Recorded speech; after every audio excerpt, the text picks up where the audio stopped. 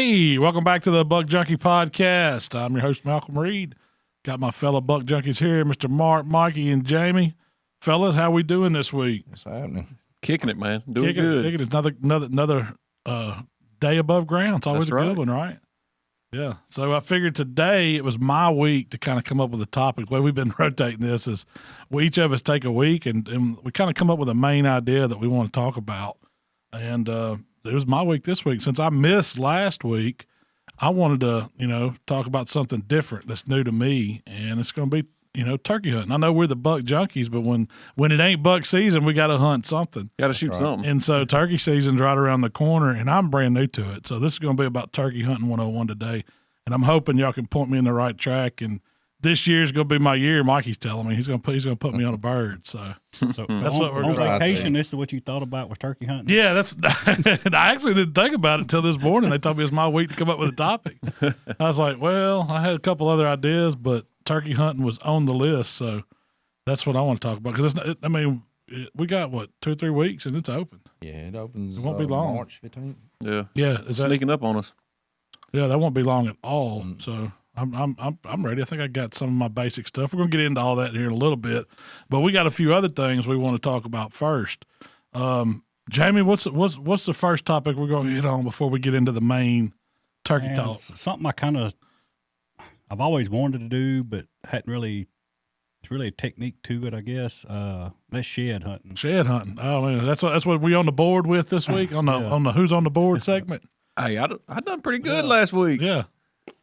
I done figured shed hunting is like probably 99% luck. Is it? It's like Easter egg hunting for adults. I've never said, hey, I'm going shed hunting, but I found, you find them when you're out doing stuff in the woods. I mean, we'll I'm find just some gonna rabbit staggered hunting. up on some. Yeah. I never really went looking for them. Yeah.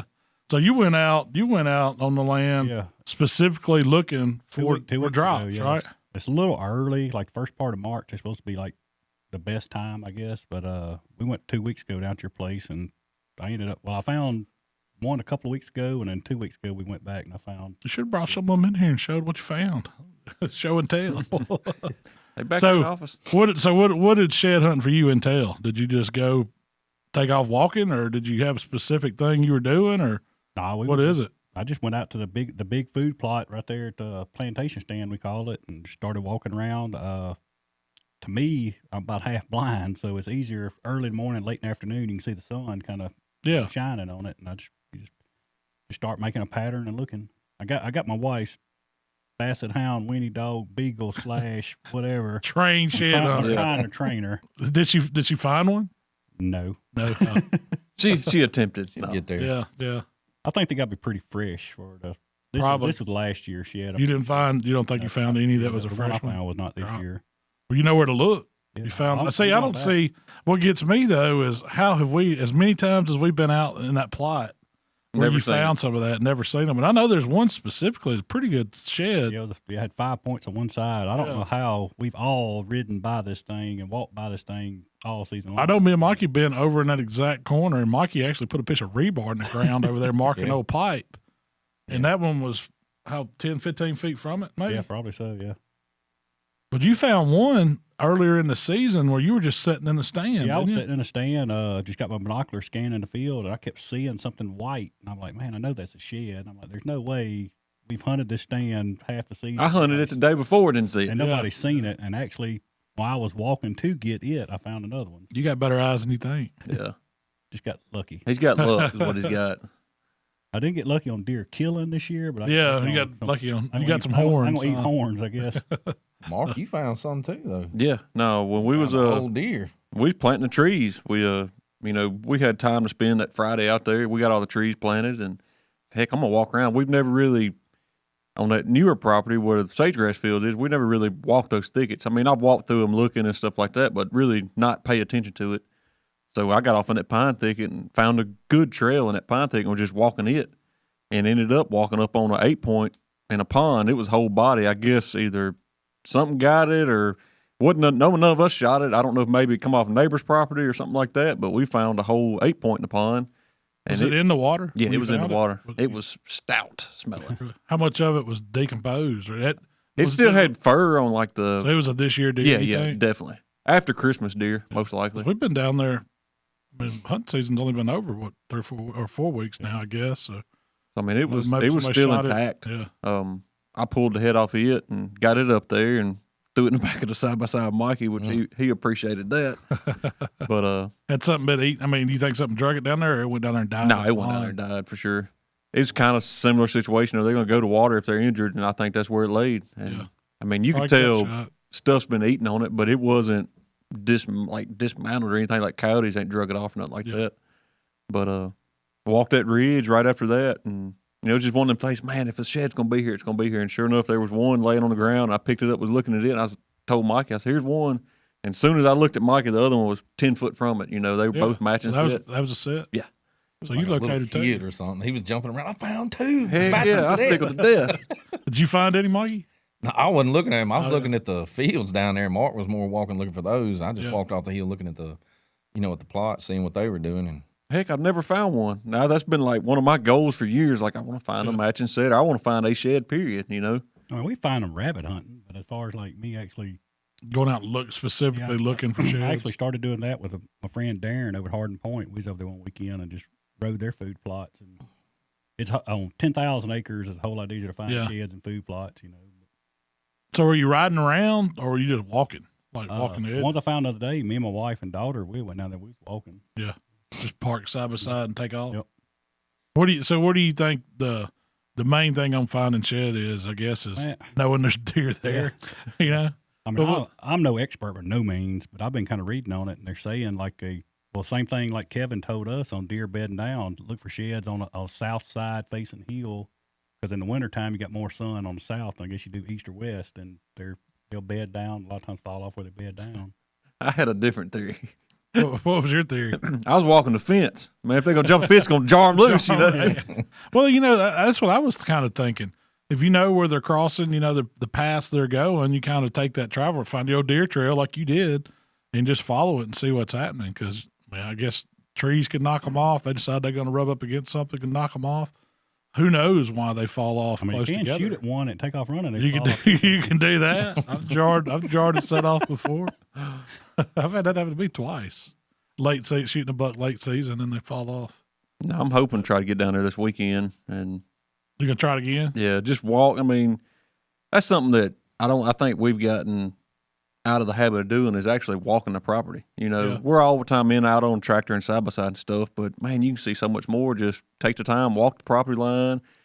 Go places that maybe you didn't see in the winter or when you was hunting, and just look at it. And I believe hands down, this time of year, rabbit hunting, coming up turkey season, you'll see more deer signs, deer trails, and get more knowledge of where the deer are actually hanging out than what you ever thought about when you're sitting in the store. We've never seen that trail through that pine. Do you think it hurts the property? Like this time of year, just being down there and walking through it and all that? They don't pay no attention. So. They know deer season's over with. yeah. They're good to go. They'll sit there and let you look at them now, huh? Well, have y'all seen these, shed cages that people? I've seen different takes on those. Like you should do them, you shouldn't do them. I've read more negative than I have positive about it. Well, why do you think that? Because a lot of times people put stuff like a food source or something like that, and if a deer's not, their horns aren't ready to shed, they get hung up in it. And I've seen actual pictures where just like 2 deer getting locked up, with their horns. That's where they found it dead. Yeah, I didn't think about that. It could kill them. But most of them, it's not like an exclusion cage. It's just like it's like a few strands that, just something that might bump them. I've seen, who was it that told us they take like corn on the cob, like dried corn on the cob, and they would stick it in the hay bales. And that way when they come up there, the horn would stick in the hay bale, and when they'd back off of it, I've seen people do that. You could put that to the theory this weekend if you wanted to. There's a bunch of old hay bales sitting around. But no, it's something to do this time of year. We're kind of at the lull stage right now. It's kind of too early to plant, and I don't know, try to find some sheds, see what made it. I want to find old, what the heck, what was his name? One's got those the kicker. Little kicker 7. I want to find his. His has got to be around there. He was living there. I guarantee you, if you walk that fence right behind on the 50, house. Right behind that's where his hangout was. So he's coming over that fence. It might be in that persimmon tree area right there. Yeah, last time I seen him, he was laying next to Waylon's, bedded down on that ridge tree. Yeah, me and Brian were coming out. It's pouring down rain. He was laying right there by Wayland Stand, just up from the mud hole. Facing south. That was kind of, well. Yeah, Hey, that is the facing south side of a hill. It is was right there. south. Yeah. He was. He was on the south side of that pond, wasn't he? That little pond that's in the woods there. South side of the pond. Yeah, I bet you walk around that pond. That pond's pretty. It's not too bad to get around right now. No. You let it warm up a little bit. You don't want to be getting around none of them. No. Oh, no shoulders. Yeah, no shoulders be out. Moccasins. No, that's my Saturday morning plan. I think get a biscuit, go down there. If it ain't raining. Hopefully not. So, Mikey, next segment we're going to talk about what's happening on the farm. What we got going on? I know while I was out of town, y'all, the tree lady had their what was it? Soil.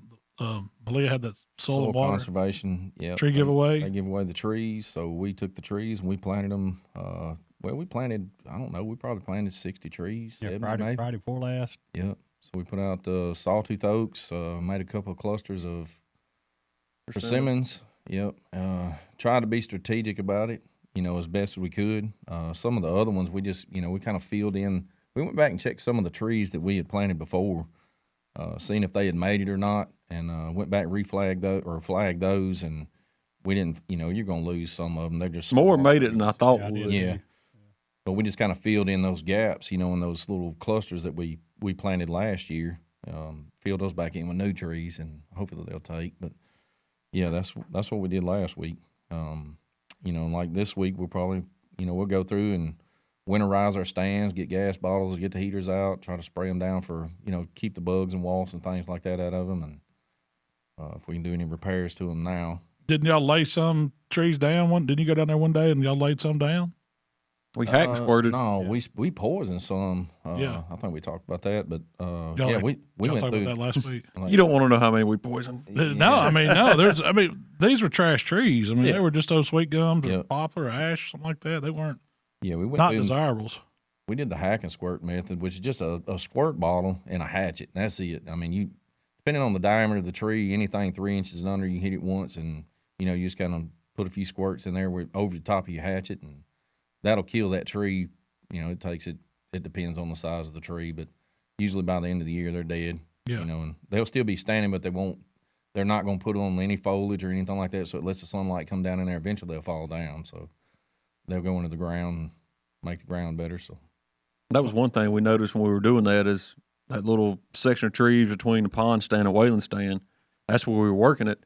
And once we got in there, probably about 100 yards, there was a section in there that I guess it looked like a big oak tree, like a large tree. It went down and died years ago, and it opened up the canopy. And, man, it was grass and briar. It was what you wanted. Sunlight was hitting. And it was a 30-yard square of just perfect, forest or whatever natural habitat. Yeah. Yeah, and some vines and some, little sawbriars and things like that kind of come up, grass and things you want in there for the deer. And that's why I was like, well, heck, that's what we're trying to go to. And it made it, I guess, see what we're actually trying to go for. Yeah. I was having a hard time understanding. I was like, man, I hate to go in here and do this, but once you get that light to get the canopy out of the way and get the light on the ground, you really can tell as far as what you're going for, what's going to come back for his browse, and, a little bit of cover for rabbits, turkeys, anything like that. Yep. So Yeah.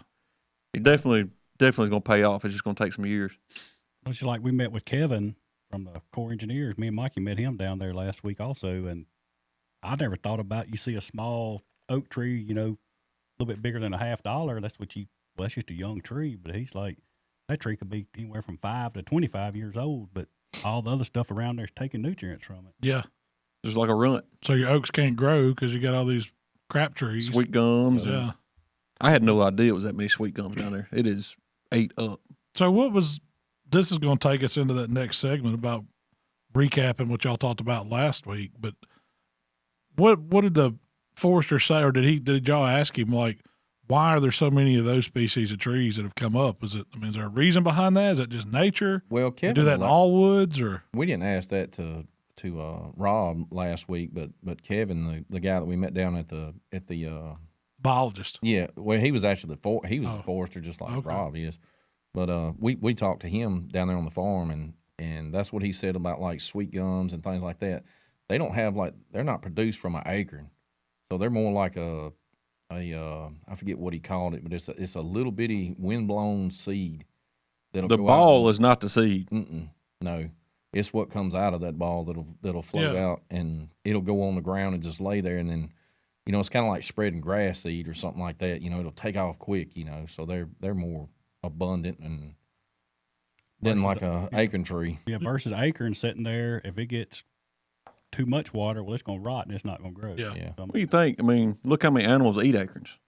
So 90% of the seed of the oak tree will drop. Gets ate. Consumed. You know, I ain't never seen nobody try to eat a sweet gum ball. So, You know, and that's how fruit trees get dispersed. You know, you possums, you coons, and you coyotes and things like that. You know, they eat those pass fruit through and them, pass through them, and crap them out on the ground. Well, they're fertilized. Yeah. So they hit the ground and they'll come up, you know, out there on the ground wherever they crap them out at.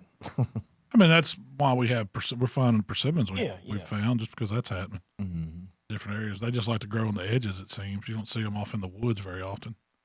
well, something else we found out, which I mean, I kind of already knew, but like on persimmon trees, it's you know, male and female. If you don't have both, or they're not close enough together, you're not going to have persimmons. stagnant tree, sterile. Well, I've heard that they'll also switch. You know, the trees will switch. So some of them become pollinators, some of them become bearers. Yeah, see, me and Darren talked about that. Oh, he said it's a huge, huge persimmon tree, and it might make persimmons this year, and it might not do it again for 3 or 4 years. Yeah. So I don't know if it's, you know, like a cycle it goes through. Acorn trees will do it too. Yeah, they'll go off a year and come back for 2 or 3 years and go off a year. But those are some of the things that we talked to him about last week, and you know, that was the other thing that he had discussed with us was like your different stages of your acorn trees and your feed, you know, your hard mass trees is through the season. You know, you don't want to, like, we're planting sawtooth oaks. They're going to drop early. You know, they're going to start dropping into September through October. They're good for bow hunting, but they're not good for rifle hunting. You know, and then you get into your red oaks and things like that. You need to have a good variety of those trees around the property. That way you're still holding deer on hard mass throughout the year, not just food plots.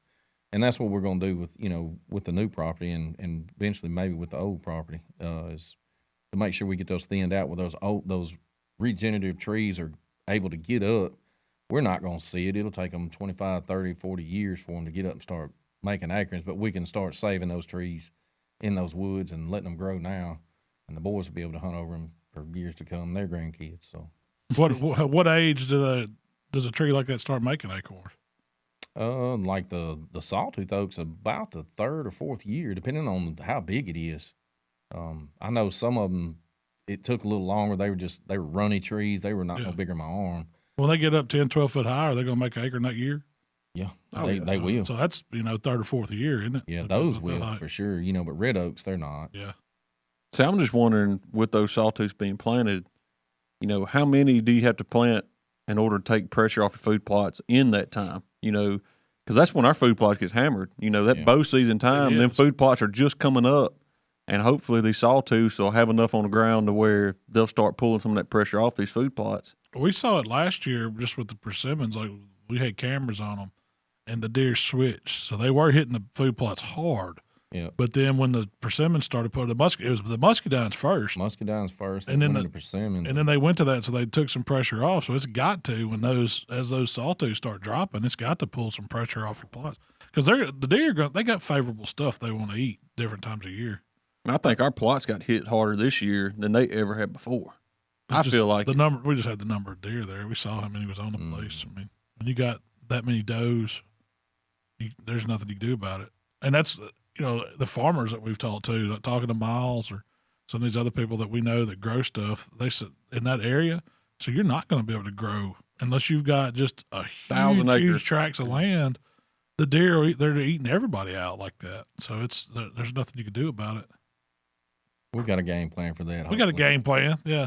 You know, some people, I forget who I was talking to, but I told them we were planting a bunch of sawtooth, and it's like, man, why do you want to plant them? So they're not even going to be there. You know, the deer are going to eat those before you ever can start hunting them. My theory is we're putting mass on the ground. That's exactly what I said. Feeding. We don't plant those because we want to shoot a deer under them. Right. We want to plant them because it's good nutrients for them and it's food for them. So we're taking that's not where we plan to shoot deer. I mean, yeah, it's fine if there's still some dropping during bow season and you want to hunt them, but that's not the goal. You know, and I think that's a big thing with your year-round plots. You're not growing stuff in the spring to hunt them. Right. It's just to feed them. You're trying to help them make sure they're thriving and healthy, and you got a good healthy population come hunting season. You think about how much protein they're getting out of those acorns, and if it drops, I mean, those trees in my yard are dropping hundreds of pounds of acorn, one tree. You can't even walk in the yard. You can't even walk down there by them when they start dropping. You'll fall down. It's like standing on marbles. And, those deer, I mean, it takes them weeks to eat them up. We've got 20, 30 times that many trees out there on your property now. So those will lay down there for a while. They'll still be feeding on them the 1st of November. If anything, we're going to be putting some cameras on them so what kind of deer we have that time of year. Heck, I'm going to Mikey's house, get me a bucket of acorns and dump out. Man, I've got a white oak tree in my yard. It dropped something big as my thumb this year. I was like, man, if I had to get Michael to pick all them up. He went to pecan picker-uppers. It'd have probably been, I think it was several 5-gallon buckets off of one tree. There were some big acorns. Yeah, rank them up and shovel them up. We ain't got any squirrel. There's nothing to eat them like right there. I guess field mice might come up there and try to get them, but nothing else was eating them that I could tell. Yeah. They were there. But what else since I was gone last week, I know y'all had, I call it the Skull Man, but how'd that podcast go? Is there anything important I need to know before we move on today? I think it went good. We had Rob Hoff on, which you met him. We dropped your skull off and stuff. And, hope it's about done. I bet it is. I think what he said, he was finishing up bleaching a few more, and that was it for the year. Yeah, so I bet yours was one of the bleached ones. But no, we kind of got a background on him. I didn't realize as much what all he done for the Corps and as far as like management down there at Arca Butler. And we're actually set up. We're supposed to go help him with a burn, watch him do a burn whenever it gets dry enough to burn. But on the Corps land, yeah. So no, that was a very good podcast, man. He was a good guest. I got tickled. I was more interested about the Beatles. So he didn't bring nothing with him, did he? No, he might have put some in your office. Thank goodness. No, every time I looked at Rob, I could see Tyler in the background. He was getting a little green around the gills. Well, my thing with those beetles is the whole time I've been thinking about people use beetles for skulls, I'm thinking like the movie The Mummy where you see them big scare beetles and they're all in the sarcophagus or whatever. They're not like that. These things are, I mean, teeny tiny. Yeah, they're not even big as your fingernail. No, I mean, they're super small. Yeah, they look almost like a worm, really, to me. Yeah, like a little centipede or something that's small though. But no, it was a good podcast, good guest, and we'll definitely have to have him back on for sure. And one of the things that people probably didn't realize, and I didn't realize that, but they don't just manage the park. It's not just the actual park itself. It's the entire Corps property. So the whole circumference of that lake is what they are managing, plus Askew. What do you say? That's a lot of land. 40,000 acres, I think what you said. Is it? Like that. And they're one of the smallest. I think Enid and Grenada was 70, 80. Yeah, Enid Grenada is probably the biggest. So does he know every Sardis? I think every square inch of that place? They've been all around that lake. Yeah, they've been all over it. So Really? I mean, you're talking about all the access points for They're off Clifton all the way down, all that. Heck, where they do trade days. I didn't know the Corps on that. Yeah. Trade days. Across the road? No, where trade days is held is the really? Corps It's land. Corps property. I knew across was. I didn't know that. I guess that's why it's never been developed, huh? Yeah. Right. That makes sense. Now, the guys I've met That has flooded before, so that's probably why it's part of Corps. It can come up on. floodplain. Yep. they've been super, super helpful with, just from what me and Mikey and Mark met with them about, and just the knowledge they have. You just kind of underestimate it, I guess. Is that something that they do regularly, or is it just because you're buddies with them? I mean, like if you asked them for advice or something, is that? I mean, do a lot of them do that on the side? I mean, they I know have like the forestry. Was it Kevin that was the one that's the forestry that like yeah. So they all have degrees in that stuff. So I mean, they do it for the Corps, but on their off days or whatever, I'm sure they could. That might be a resource for people if you go check with your local Corps people and talk to them. I mean, so, we're talking about getting some stuff cut off your place. It was stuff that he talked to me and Mikey about that it never even crossed my mind, that if you're the landowner, it can save you thousands of dollars plus, not mess up your place. Well, too, I mean, a month ago, we were all head set, hey, we're burning them front pines. We're burning them front pines. And now after the meeting with folks that actually know what the heck they're doing, we're not burning them pines right now, you know? Yeah. And which, I mean, I never thought about it. What he made sense, he said there's, we could burn it if we wanted to, but you're not gaining anything. You're burning fuel off the ground. Keep a forest fire from happening. You still got to thin. There's a process. And we didn't understand. We don't have no degree in forestry or nothing like that, so we didn't understand the process. And he kind of explained that and laid it out for us. So, got to thin the trees first so the sunlight get to the ground, then you burn it, and Then that's when you start getting your grasses and things like that coming in there. What you're looking for your deer and your turkeys and quail and whatever. I'm ready. I went and bought me one of them purple Wild Thing chainsaws. We finna go to town on some trees. Me and Mikey want to figure out this prism scale, he called it, maybe. Oh, yeah. I think he's just messing with y'all. He just looked through a straw and handed it to y'all. Kevin reached in his pocket and pulled out a little leather pouch. Kind of looked like something your grandpa might have had snuff in or something.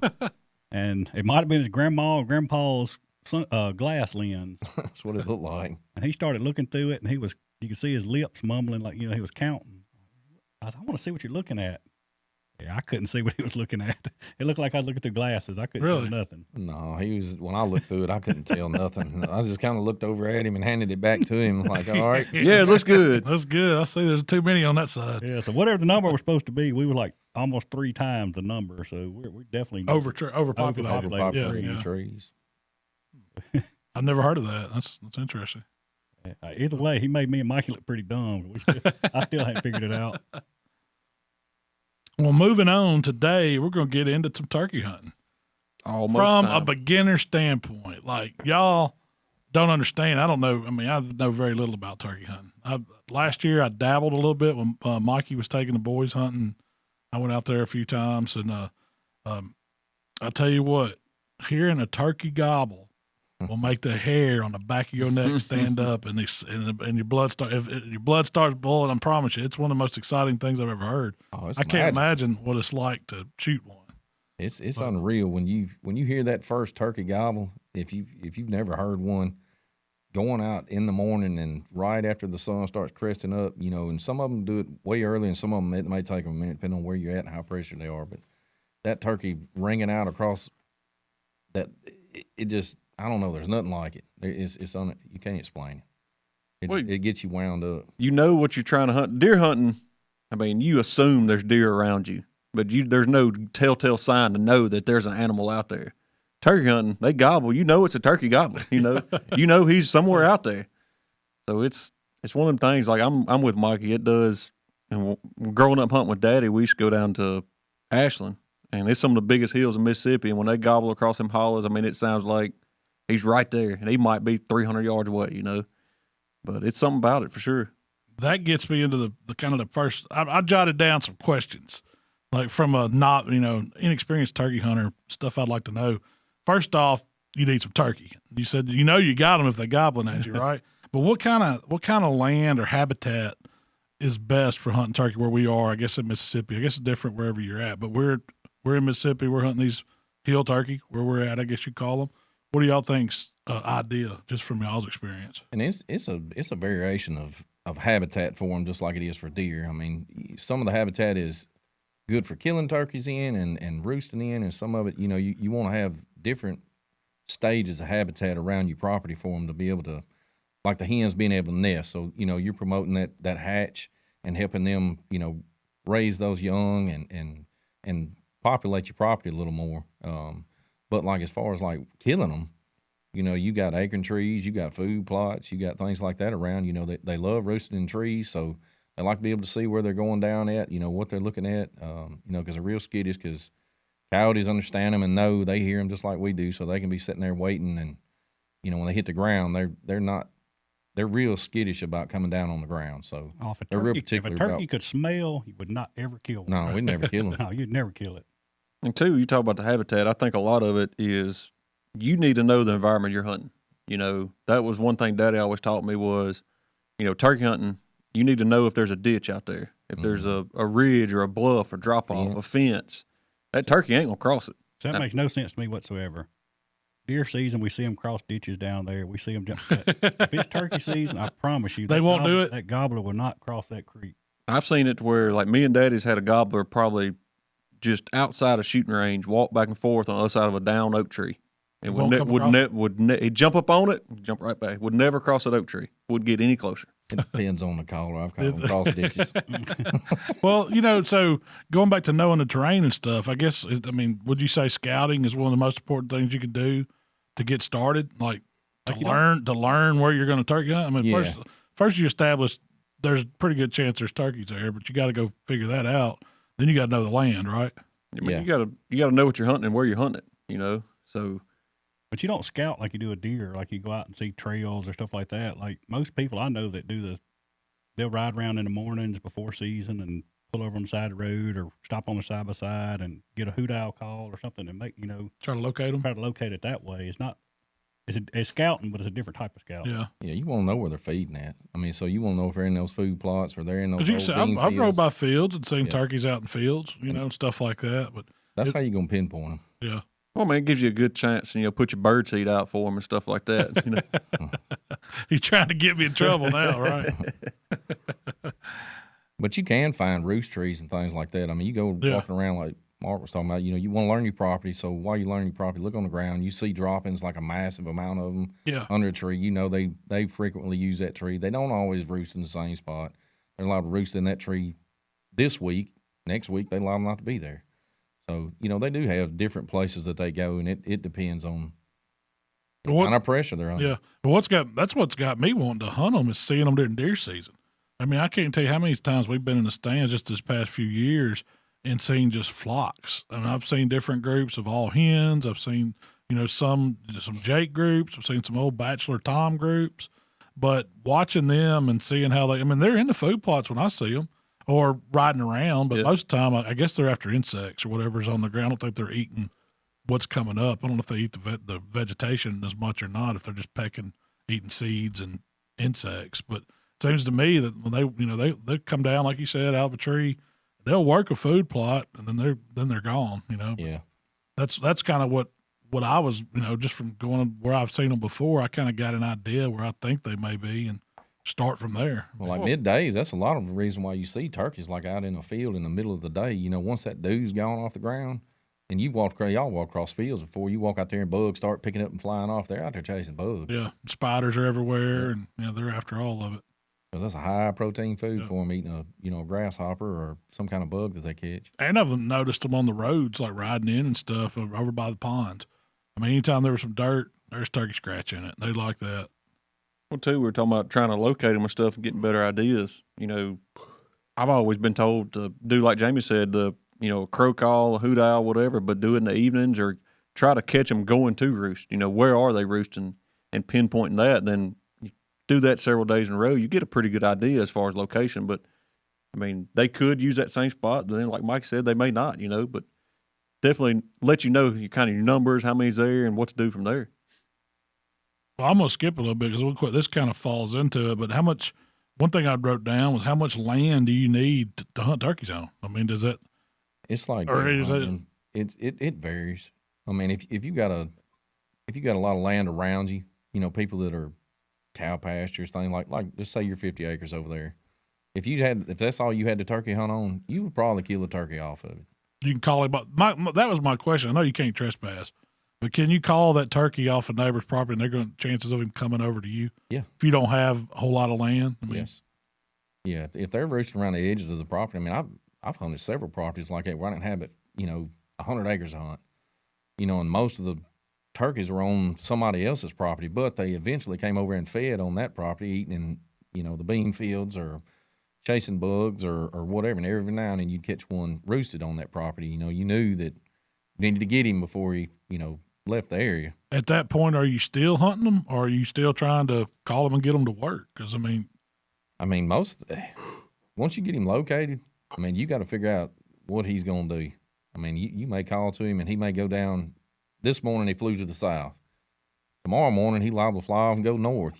They're unpredictable, so I've had the best luck once they come down and I figure out which way that he's headed. If he's got a lot of hens, if he's by himself, I'm not going to say he's more apt to come into a call. If he's by himself, don't have hens with him. But as populated as we are with hens, it's very rare that we find them without roosted with hens. And that's just like any other hunting. They got to want to be there, just like duck hunting. We've seen ducks and we've caught a bunch of ducks, but until they want to be there, you ain't going to make him do what he don't want to do. Hey, I've killed more turkeys in the middle of the day than I have first thing in the morning. Like at lunchtime, 1 or 2 o'clock in the afternoon, because they done bred them hens, broke off, and they're out thinking he's looking for another girlfriend. Yeah, that makes sense. Well, that takes me to the equipment that I need. What somebody's getting into turkey hunting. I know you got to have a shotgun. I know you got to have some basics? What are y'all? What's y'all's basics turkey hunting? Number one, you need to have a good vest to hold all your stuff. It's just like a backpack deer hunting or something like that. When you get ready to go turkey hunting, you want to grab that vest. You want to have all your calls organized where they're at, because when you sit down and start calling, you just ain't gonna lay them out all over the ground. So you might get up and move in 5 seconds. So you put it back into whatever pockets you have them in, and it's got to have a good seat on it, because you liable to sit there for hours. And the seat's most important. Yeah, good seat. Yeah, you need a good seat. You want to be comfortable when you're hunting. So you sit down on the ground, it could be wet or something, so that thing needs to be somewhat waterproof, and it needs to be thick enough where your butt don't go to sleep while you're sitting there, because you get uncomfortable, start twitching around. Guess when that's going to happen?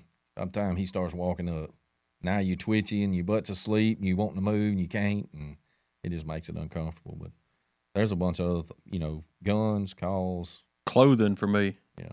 And I ain't talking about no fancy camouflage. Never fails turkey season. You're going to freeze your butt off at 7 a.m. and you're going to be burning up by 9:30. So that was one thing, to me, that's the hardest thing to turkey hunt is dressing for the weather. Because it's going to be, right now, it's 30s in the mornings and 60s and 70s by lunch, Yeah, you need to be able to peel off stuff, because this turkey season's different. And you're going to walk. Ain't no way around it. You're going to walk. You're going to cover some ground. That's cover ground. That's what turkey hunting's about, covering ground. Yep. You cover a lot of ground turkey hunting. And two, you talk about shotgun and ammo and stuff. A lot of people shot dove loads, light loads. You need to sit down and shoot the gun and shoot it with the turkey load, pattern your gun.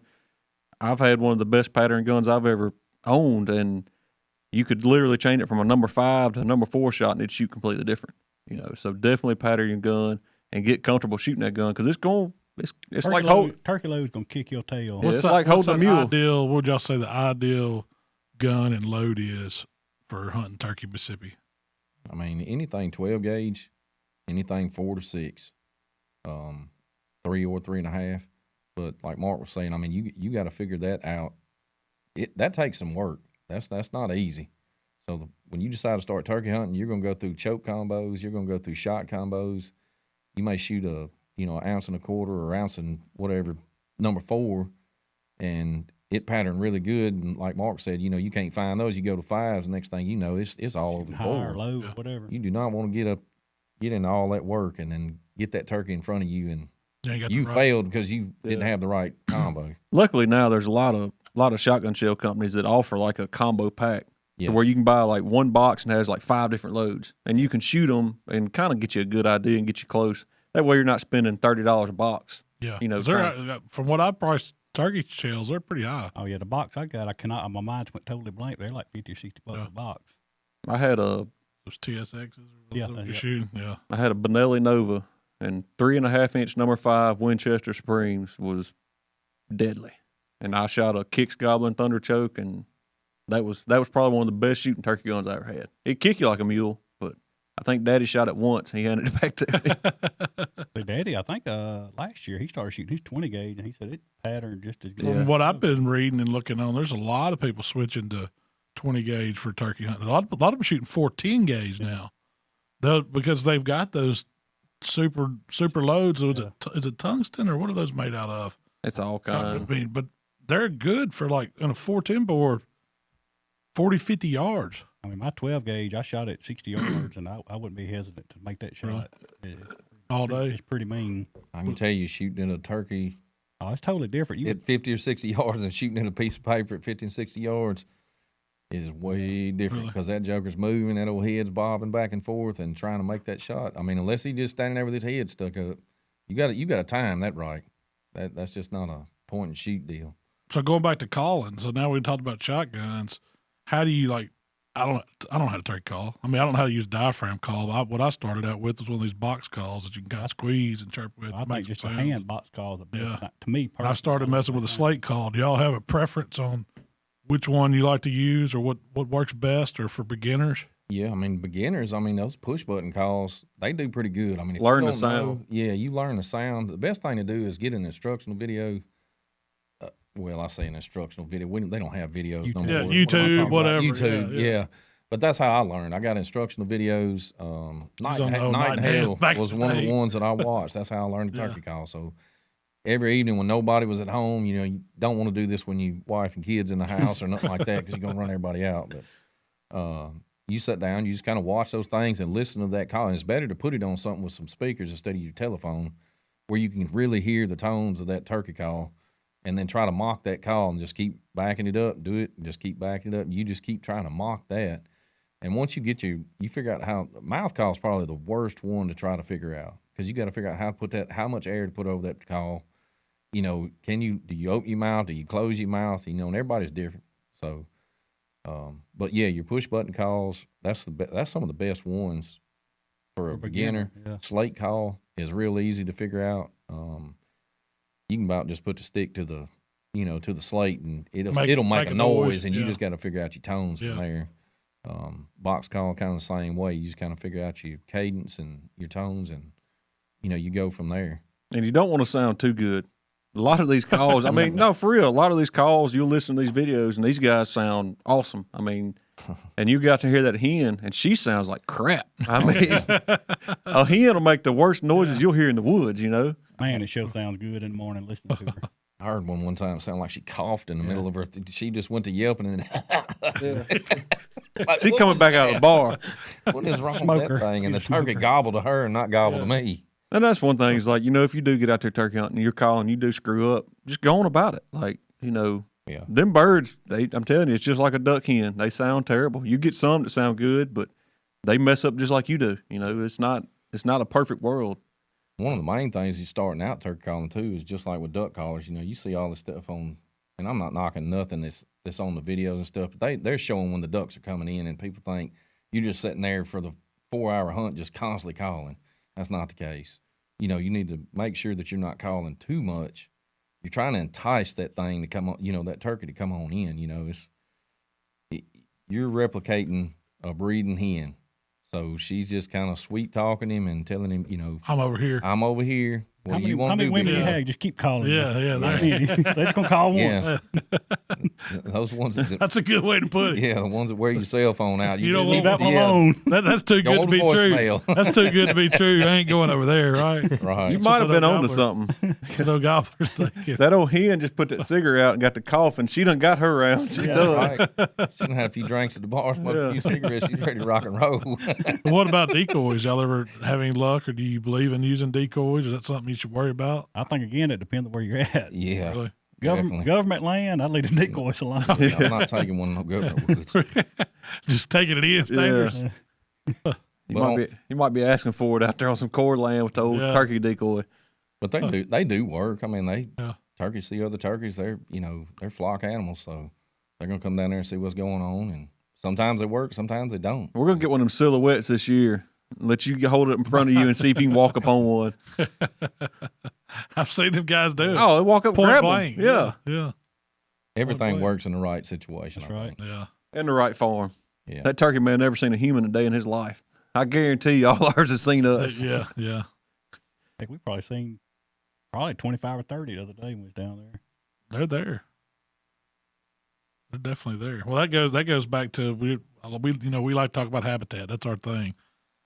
Is turkey habitat and deer habitat the same thing? It's close. Or do you have to manage it specifically? Like what if you're out? I guess it depends on what you're into. Huh? Yeah. I think if you take care of the land in a broad sense, everything else is going to fall in place. If you make sure you got cover for your deer, you're going to have cover for the turkeys. You make sure you got food for the deer, you're going to have food for the turkeys. I think it's really not.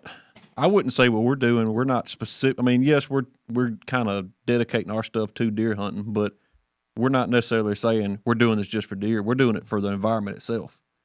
So I think that's kind of a blanket coverage, if you ask me. But I mean, that was kind of my thinking. That you've got habitat. It's good for all species. Now, I know if you were just going to turkey hunt, you may switch everything to all clover and not worry about other stuff. Something that's a little easier to grow all year, and you go out there and cut it and give them some strutting areas and all that stuff. But as far as eating what's growing, I mean, I don't know if they do it or not. I know they eat the bugs that are around it and eat the seeds. Clover is one of the best things for turkeys, and it's one of the easier things to manage. Especially in the springtime, it grows wild. Yeah, in the springtime. So, even if you hadn't planted it, you know, if you got some of that coming up, you can you can make sure you got the right fertilizer because, you know, clover generates its own nitrogen, so you have to watch that. You throw triple 13 on it, it may not do so well. But you can fertilize some of those areas and, you know, give the turkey somewhere to go to eat clover. But like us, we got it planted, so, you know, they do eat clover.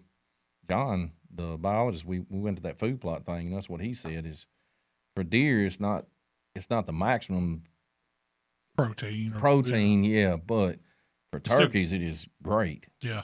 They'll pick. That was what I was thinking when I asked that question, because, you know, if you were just going to have a piece of property and you were only going to turkey hunt it, you'd probably go specific. But, like, if you want to have all species like we're doing, you just kind of grow something that you know that they're still going to be attracted somewhat to. Yeah, clover. You know, they got chewfun, which I've never planted that. Yeah. You know, and some species don't really, depends on your location area. Yeah. I mean, whether your soil, you know, what it's made up of. Some of the stuff you just can't just throw it down and it's going to take off. Yeah. You know, you'll fight it. Well, I mean, you know, they like the native grass because it gives them a place to hide and gives them a place for the young chicks to run around, and then they like the fresh cut clover just to get out and strut in. I guess, I mean, I don't know. What do you think? What are you thinking on that? Are they just out there eating, or that's what they like to showcase? They're eating that clover. Yeah, they're eating that clover. It's both. It serves multi-purpose. I mean, so they're out there with the hens pecking around eating clover. So, gobbler's out there. He's eating clover, but he's also got a chance to stand out there and strut and show off to the girls a little bit. Where are they nesting at? Are they nesting in that, I've seen native grass? Nest has been in sage grass. Sage grass. I think several nests in it. You found one in the woods, didn't you? No, they were in them lemon bushes or whatever we got. Really? That big bush. Yeah. They were right there, and they would not leave. I'm sure the nest was within a few feet of me. Yeah. But going back to kind of our management stuff, I was watching a thing the other day. The guy was doing the burn-offs, and that's what he was burning off was like a sagegrass field. And he says, you want the undergrowth like at the ground level to be burned off to where like the baby turkeys have somewhere to run or quail has somewhere to run. They can get through it. If it's so thick they can't run, then the coyotes can catch them. So they burn it off, and you have your tall grass comes back up, I guess your native grass, and then the bottom floor of that is kind of a little more open than you think it would be. So I don't know how true it is, but we had a biologist at a hunting club I was in several years ago. That's what he was saying. Like ryegrass is the worst thing you can do for turkeys. Either when it grows up, gets brown, gets all this tangled up mess. Can't get through it? Yeah, they can't get through it. The young ones can't. That makes sense to me. That's why when you get the native grass growing, there's all different kinds of species in there. And it's thick and thin. Some of them have big stalks and lets others climb up, but there's all these little trails in it. You can just tell. And that's what we're starting to see in some of ours. You can see where they're doing it now. So that's I guess that goes into where it's good to have some mix of open plots, grass, woods, edges, all that stuff that is the habitat. And it's the same habitat you want for deer. Yeah. So that kind of goes back and forth. So why do y'all think people like turkey hunt? I've talked to some guys. I mean, they're deer hunting. They just want to turkey hunt. What would make somebody want to switch from turkey hunting to deer hunting? I mean, it's hard. Me, I can't. I mean, I don't see it. Now, I'm not a turkey hunter. I just like deer hunting. But why do you think someone would switch? Or the thrill of trying to outsmart it. Is that what it is? The chase. I mean, mine is the main thing is it's harder to call. It's harder, but you're setting at eye level with an animal that has that eyesight. It's scared. Yeah, and it's scared to death. And I mean, of everything. If you breathe funny, I mean, I've run them off in the cold morning just to, fog off your breath. Fog off my breath, floated out, and all my turkeys left. They seen that and they're gone. Yeah. A deer might look at that and he was standing there and stomp around for a while, and at least you get a chance. But a turkey sees that. You hear put, they're gone. It's over with. So you think it's harder? Is turkey hunting harder than deer hunting? Definitely. No, definitely. You're not going to sit there and turkey hunt and look at Facebook at the same Have a time. heater going No. on Facebook. Post it on TikTok. No, that ain't happening. That ain't happening. But they're so leery when they come in.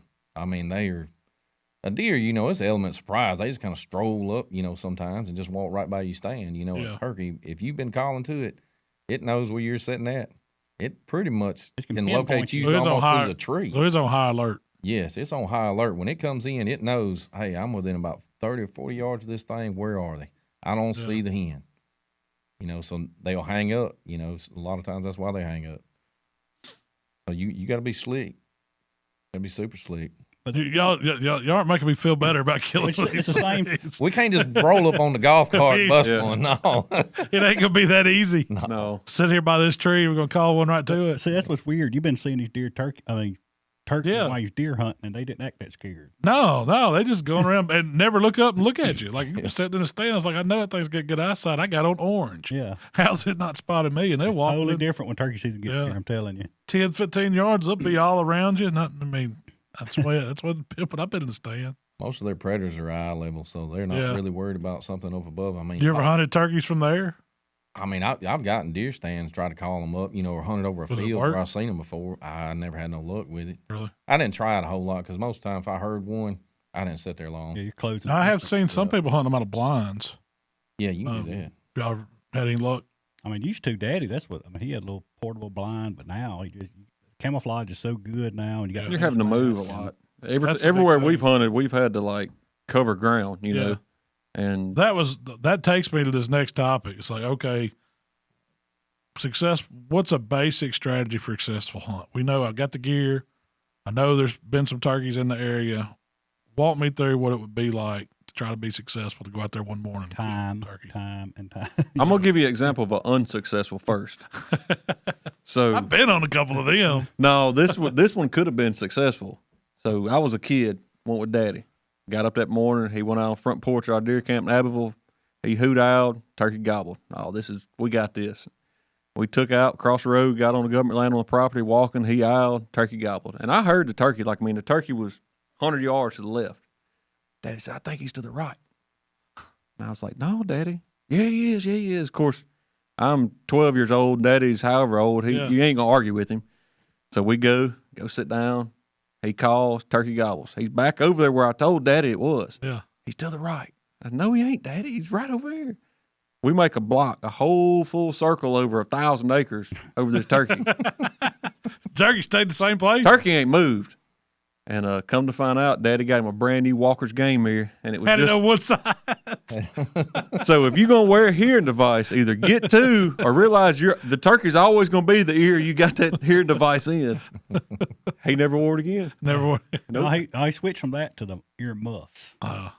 And same place we was hunting government land outside Oxford, and he swore up and down it was like an Army helicopter fishing to land, like on top of him. It ended up being a hummingbird. About 30 yards out there. No. He said that thing was amplifying so much. He said, man, he thought a helicopter. He did cut the game back a little, huh? It ended up making him sick. Really? Like it messed with his equilibrium. it'll make, and he got like motion sickness. Yeah. I've heard that. I've never used one of them things. But I did get Waylon a pair for Christmas. He loved it. It's supposed to be canceling too, so Waylon needs glasses. He needs a lot of help, doesn't he? Sorry, Waylon. So back to your question about a successful strategy or something like that. No turkey hunt's the same. So they're putting a strategy together. I mean, you might have one first thing that morning after you locate that bird, but by the end of the day, I can guarantee you it's going to change. Yeah, if you locate him to say Friday morning, you got a game plan. Well, Saturday morning it's 20 degrees cooler. That game plan's out the window. It ain't. He may not say nothing. It ain't working the same. You don't want to go in there and blow him out, So you sit up there and call for 2 or 3 hours. He never answers, and he ain't coming back. I mean, he might just be down there, and he might be not interested. You think he left the country, but every one I've ever been successful or unsuccessful on has been different. I mean, moving, like one of the things, when to move and stuff like that. I mean, everybody's different. Like Fate, he's more of he's not as aggressive as I am, and when it comes to moving, he's liable to sit in one spot and call for 2 hours. I can't do it. if that turkey ain't answering me, I'm done with him. So I'm gonna move on to another one. Kind of like fishing. You ready to change lures by the end. I mean, I'm not finna sit over and jig in no crappie top for an hour. If that thing ain't in there, he ain't biting. I'm going to another one. Yeah, trying to find one that is. What happens when you run out of land? Go get a biscuit. Yep. Go to the house. All quits for the day. Because you'll just frustrate yourself.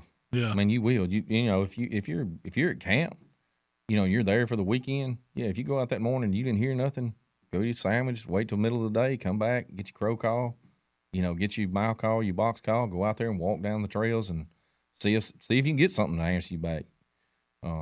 Same way with the evening time. You come back late in the evening or something like that. Where they're roosting at or where they like roosting at. You come back and try to put something together for the next day, or I have had them walk up on me late in the evening. Yeah. One of the best years turkey hunting with Daddy was down in Abbeville, and kind of goes back to knowing your land and knowing your surroundings. We wasn't far from Sardis, and it was a year that we had a bunch of spring rain, so everything on Sardis was flooded. I mean, all the hardwoods was flooded. Miles and miles of water flooded.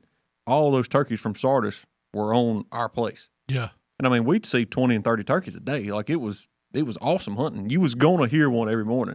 As soon as the water went back, though, it was gone. Gone. And I mean, that's something you play to your advantage. If you know your neighbor's property is flooded, they're gonna push them on yours, or something similar to that. But that was, or they're baiting. Yeah, or they. So ours disappeared. Yeah, like ours we goes had away. Turkeys. We had so many turkeys during deer season. They're getting fed somewhere close to and then come turkey season, them jokers are gone. Me and Darren hunted it, and we started a cricket farm or something. Yeah, when me and Darren hunted down, we heard a gobbler a couple times, but there was nowhere near the amount of turkey on their place of what it was during deer season. And I figured, being up on that, which I've never went back to the very back, and owl hooted early in the morning on that back 50. You can see for what 3/4 of a mile probably. Yeah. I've never been back there and stood on like that hilltop ridge back there and owl hooted and seeing, because you can hear them.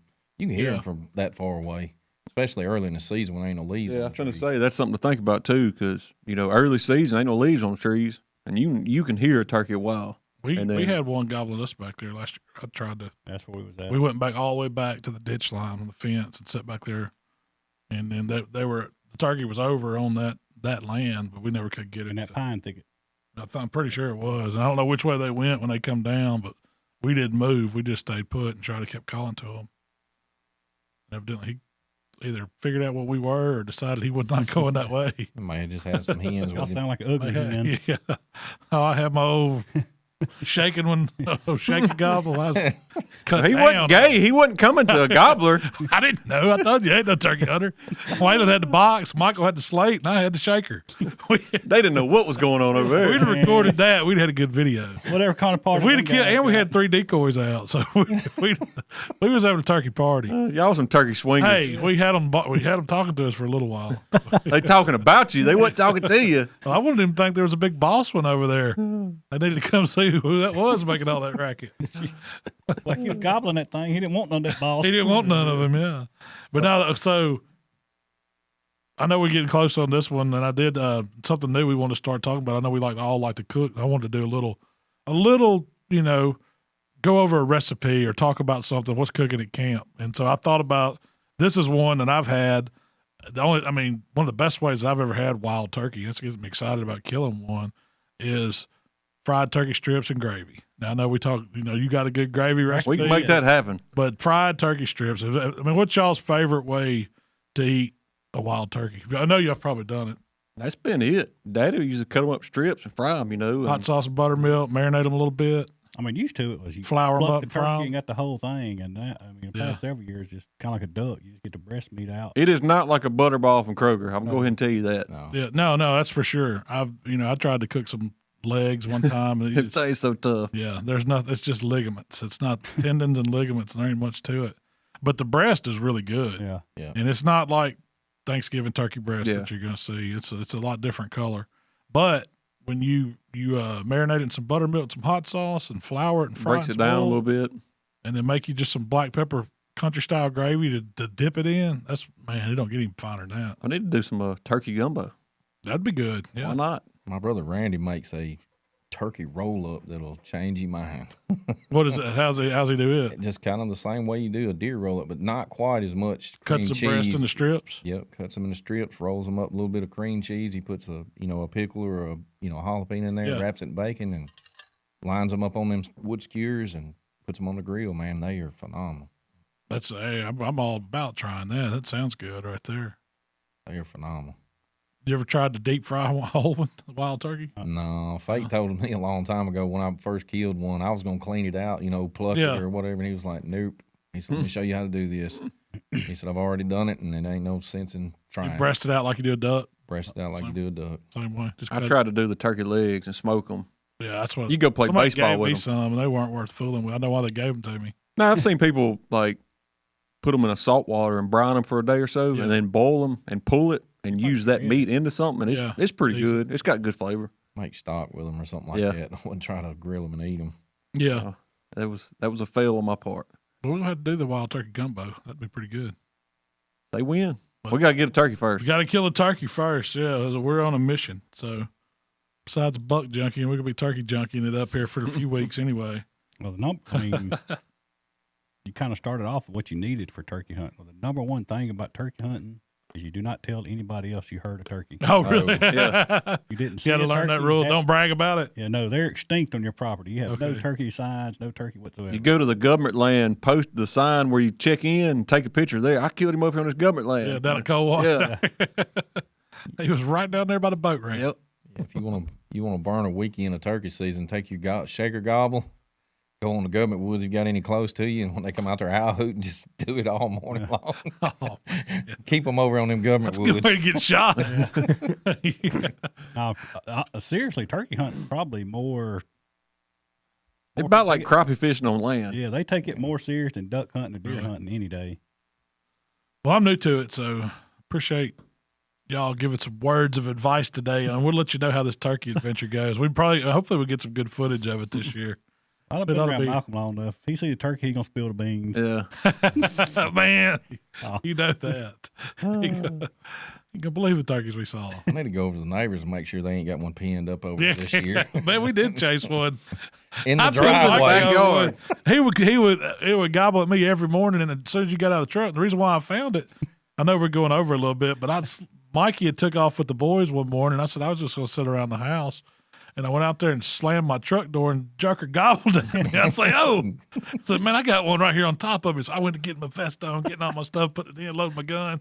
I don't even know if I'd text Mikey yet, and I gobbled it. You let me get all the way to the back of the property. I got on that box call, and sure enough, I had him talking to me. I said, oh, I got this one. He's right down the hill. So I went down there. He's down there and sat down, called at him. I get him to call back, and I finally got in touch with Mikey, told him to bring the boys back around, kind of circle this joker. We never could find him. He finally quit calling. Is that a white turkey up the road? He gobbled at me 2 or 3 mornings, though. One morning, I think Mr. Fate was down there. No, we were down there doing something because I was on a group text, and it was like. I'd recorded it with my phone. Yeah. I could call and push record on my phone. You could hear him talking back to me. But he's around there somewhere. Turkey hunt's easy, ain't it? Oh, man. Stand on the porch and shake your gobbler. That's what I figured. Now, if I could sit there and shake that gobbler in the truck, walk down the hill and kill one, there can't be nothing to this. So we'll see how it goes this year. There's more to it than that. Well, hey, we appreciate y'all hanging out with us here today, and we will be back again next week doing this again. And for all the Buck Junkies, we gone. See you next time.